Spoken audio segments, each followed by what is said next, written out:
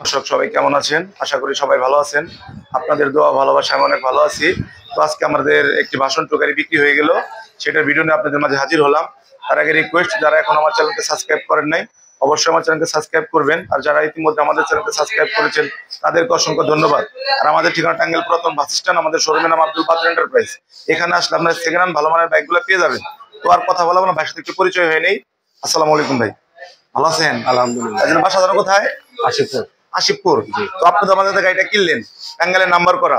তো গাড়িটা আপনার পছন্দ হয়েছে? হ্যাঁ, ইনশাআল্লাহ। তো কাগজপাতি গুলা বুঝে নিছেন? কাগজপাতি তো গাড়িটা কত টাকা দিয়ে কিনলেন?